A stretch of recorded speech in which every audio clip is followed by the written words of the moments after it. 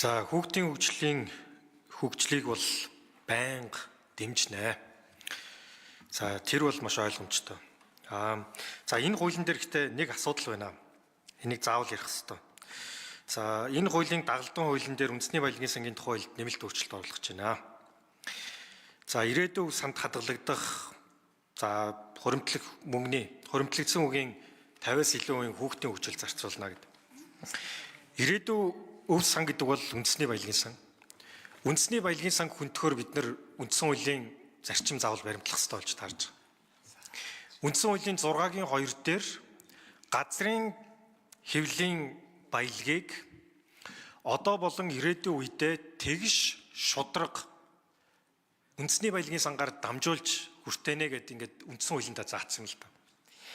Тэгэхээр тэр дундаа ирээдүйн сан бол одоо болон ирээдүйн үедээ хойролтынхан ирээдүйн хэсэг нөхгүй. Ирээдүйдээ бид нар хадгалнаа. Энэ бол цаашаага улам ингээд арвижчих ёстой. Тэгэхээр энэ ирээдүйн сан бол одоогийн хуулиар бол 2030 он хүртэл гар хүрж болохгүй. Энэ яагаад гэх юм бол арвижих боломж нь олох ёстой. Одоогоор нэг 6 их найт төгрөг хуримтлагдсан. Тэгэхээр эннийхээ нөгөө хуримтлагдсан хүүгийнх нь 50% авчгаар чинь эн чинь цаашаага арвижихгүй байхгүй да. Сая Бадамсрын гишүүн одоо ингээд арвижин гэдэг нь л үгүй шүү дээ.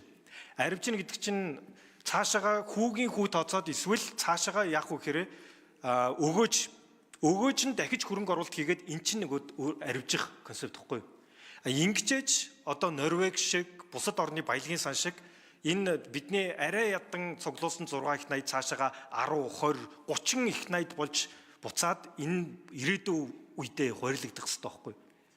Одоо үед хуваарлагдах зарчим ямар зарчмаар явдаг вэ гэхээр төсвөөр явдаг. Төсвийн хуваарлт. Тэгэхээр бид нар хүүхдийн хөгжлийг дэмжих чинь гээд эсвэл одоо ахмадаа дэмжих чинь гээд ч юм уу ахмадын тэтгэврийг нэмэх чинь гээд ч юм уу эсвэл энэ хадгалж үлдэх ирээдүйн санд бид нар хамаагүй хүрж болохгүй юм аа.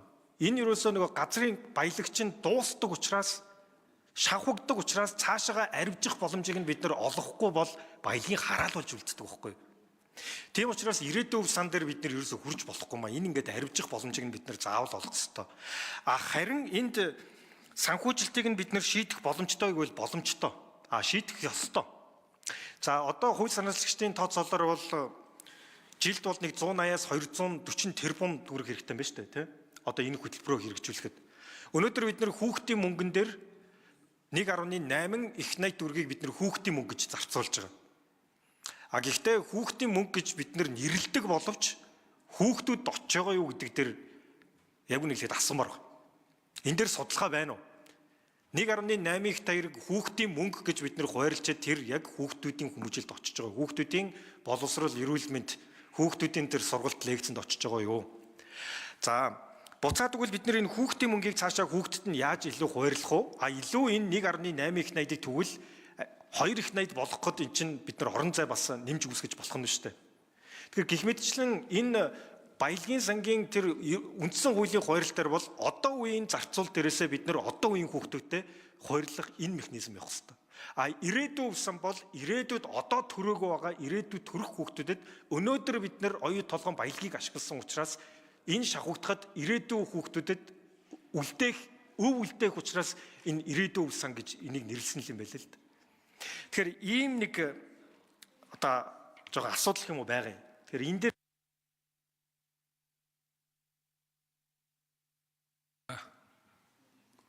за хэн яриулах?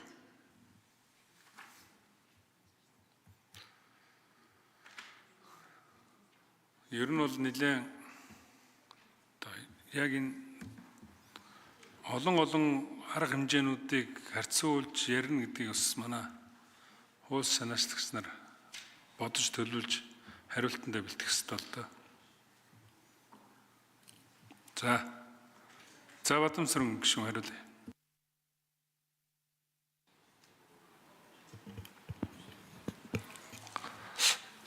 Үндэсний баялагын санч бай, улсын төсөвч бай, ямар ч үсэн хүүхдтэй хөрөнгө бол заавал зарцуулах хэрэгтэй. Хүний хөгжлийн одоо оруулсан хөрөнгө оруулалтыг олон жилийн дараа гардаг онцлогтой л доо. Тэгэхээр үеийн үед бол улс төрчид ингээ ил харагдах гой ганган одоо талбай одоо өөр юу гэдгийг зам харгуу гэдэг ийм хийдэг. Тэгээ би түрүү хэлсэн бүхэл бүтэн Дорнод аймаг гэдэг нэг том аймагт 1 км хатуу уучлалтай зам тавих мөнгөөр 1 жилд 9,000 хүүхдийг хөгжүүлэхэд нь хичээлээс гадуурх секс дугууланд хамруулж болж байна. Тэгэхээр энэ агуулгаараа бол би Батнайрамд гишүүнтэй бол санал нэг байгаа. Тэр улсын төсөөч байж болно, үндэсний баялагын сан аль нь ч байсан хүүхдтэй ямар ч мөнгө зарцуулах хэрэгтэй. Тэгэхгүй болохоор за ингээд ерөнхий нэг хууль гаргацдаг. Тэгээ нөгөөдг нь төсөв хэлцгүүгээр тэгээд нэг одоо эрх мэдэлтэй хүнээс хамаарад сайд дарганараас хамаарад ингээд тэгээ хүүхдийн мөнгө хамгийн сүүлд зарцуулаад байгаа шүү дээ. Ягаад гэвэл үр дүн удаан гардаг.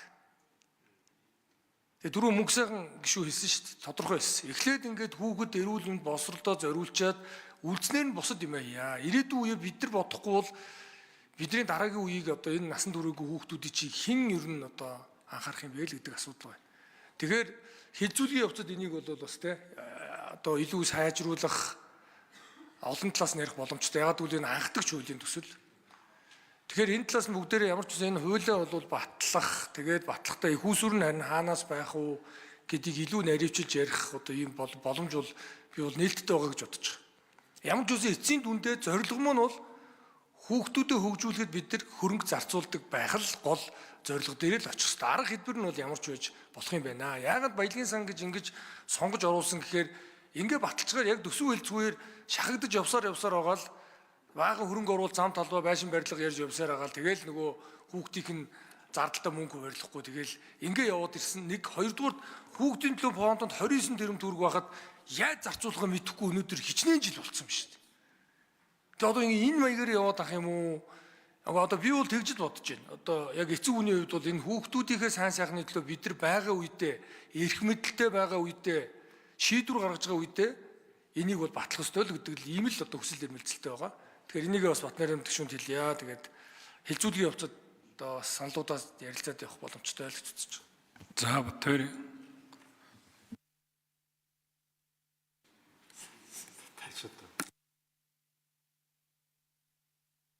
Батбаярын жаргалан гишүүн асуулт.